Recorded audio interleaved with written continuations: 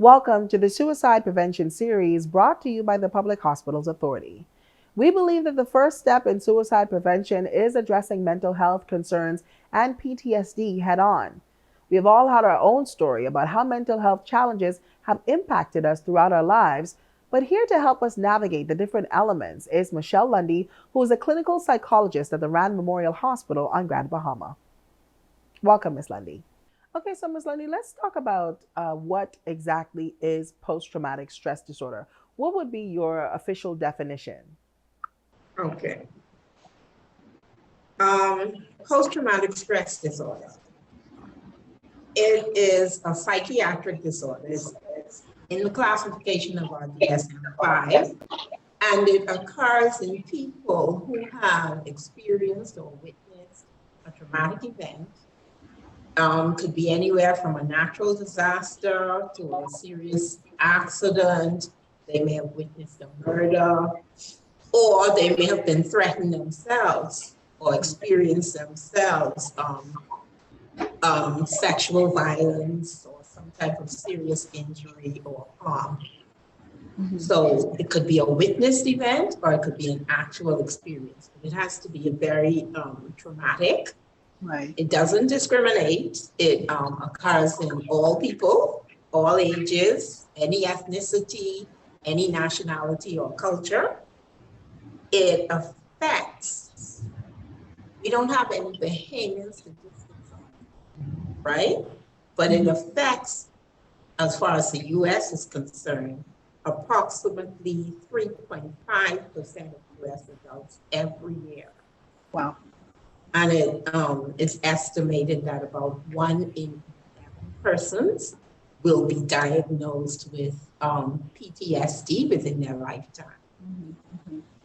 Okay, so can you share maybe about the increased suicidal risks that occur after, someone might be exposed to some traumatic event, whether that's the loss of a loved one, a medical diagnosis, loss of home, or anything that would trigger PTSD? Okay. First, let me give you some of the symptoms so you can see how it would correlate with persons maybe wanting to commit suicide. And with PTSD, people will experience some very intense, disturbing thoughts and feelings related to the experience that last long, of a very long time after the experience itself. And they may relive this experience through flashbacks or nightmares.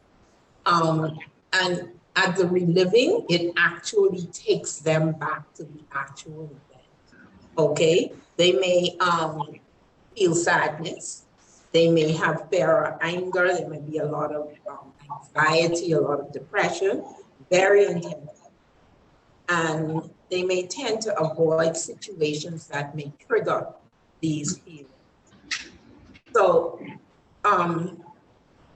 the symptoms, I think, symptoms can be divided into four categories, right? One of them would be intrusion, where the person experiences some intrusive thoughts, and that would be where they have their flashbacks, their distressing memories or dreams, etc. There may be avoidance, where persons may avoid reminders of the traumatic event, and by not going to places, activities, or dealing with objects or anything that might remind them. There may be alterations in cognition and mood, where they have an inability, a selective memory loss to remember important aspects of the traumatic event, or negative thoughts and feelings leading to or distorted beliefs about the traumatic event. Okay, and there can also be alterations in arousal and reactivity. And this means that arousal and reactive symptoms may include being irritable and having angry outbursts or behaving in self-destructive ways. So for a person to be diagnosed with PTSD, symptoms must last for more than 1 month and must cause significant distress and an inability to perform daily activities. Okay, Okay. so, sorry, go ahead. I was going to ask, so in cases where those symptoms are prolonged, what advice would you give to someone who is experiencing those symptoms and who may be also experiencing suicidal thoughts or ideations, having been through a traumatic event? Okay, the first bit of advice we need to give to persons who may have gone through this is definitely to talk to someone because they have to get these feelings out. And when I say someone, preferably a mental health professional, therapist, go to the emergency room in your hospital, call a crisis hotline, but start to talk about it. And then once they begin to talk about it, then we'll be able to refer them to exactly where they may have to go to. Because some people may be able to deal with the situation just through talk therapy. Others may have to go to a psychiatric level and have to have medicine as well as talk therapy. And some people have also been admitted for periods in hospital to be observed during these times when they are having flashbacks. Right. I know you mentioned the sort of prolonged impact of PTSD. Um, have you found there to be a stigma attached to persons who may be seeking, um, assistance to cope with their PTSD? And if so, how do we sort of, address the stigma that's attached and make it easier for persons to go and seek help? Seek help. Right. As with all mental health issues, there is a stigma attached. And so through education, through seminars, through meetings such as this, Zoom meetings, just advocating for good mental health, we have to get it out there that mental health is just like physical health.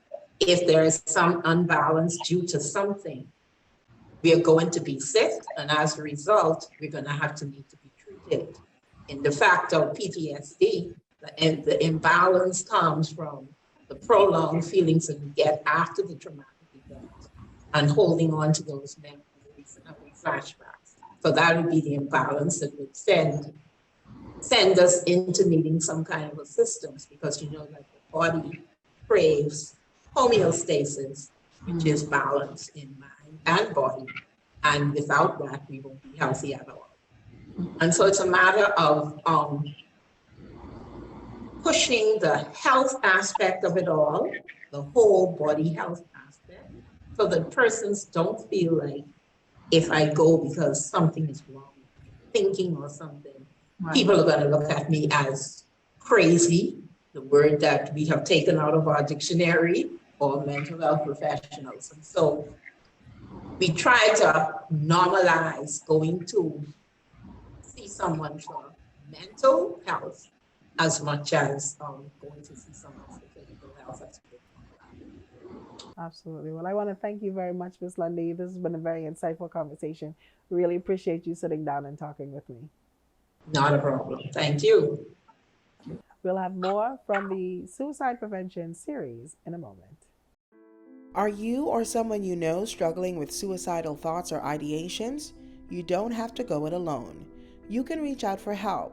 Call the Crisis Center at 328-0922, People Helping People at 698-0155, the mental health professionals at the Sandlands Rehabilitation Center at 364-9600, or the Community Counseling and Assessment Center at 323-3293.